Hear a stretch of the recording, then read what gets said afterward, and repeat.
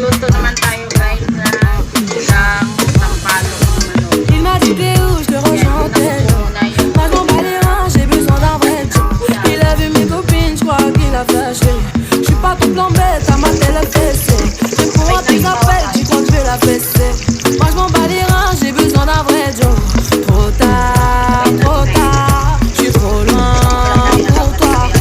Trop tard, je suis trop loin pour toi. T'es la plus bonne de mes copines, à mes copines, à mes copines. Mais tu veux la plus bonne de mes copines, à mes copines, à mes copines. Tu veux que bombarder, bombarder.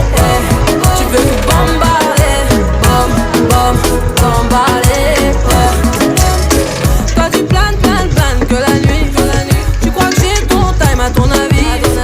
M'appelle.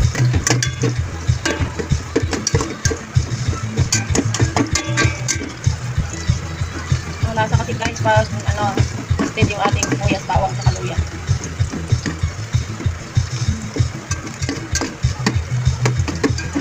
Yung guys, pwede na po yan.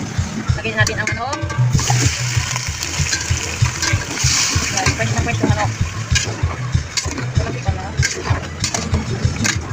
Lagyan natin ang asin para habang sinasangkot siya ay lumasa yung asin.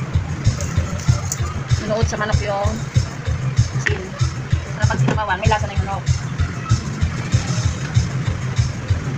Ukayin natin ang ating chicken.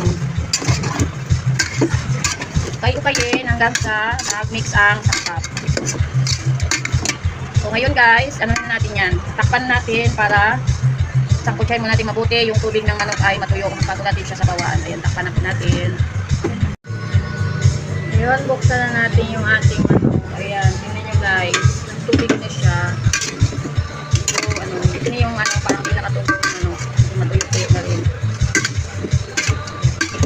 Sarap ito. Maraming lupa. Pag guys, maganda sa manok na siya para matanggal ang lansa. Nilagyan ko na rin siya ng ceiling drain. Ito. Ngayon, lagyan ko na siya ng tubig. Tayo dito sa kitchen. Baliktad guys. Lagyan natin ng tubig. Yan, pakukuluin ko yan guys. Tapos pag kumulo yan, malapot lang naman yung manok natin. Lalagyan ko na siya ng gulay na mustasa at saka yung pang-asin na powder, yung sinigang mix. Yan, sakto na yung tubig. Pakukuluin ko na lang yan guys. Tapos maglalagay na tayo ng gulay dyan. Guys, kulong-kulo na yung ating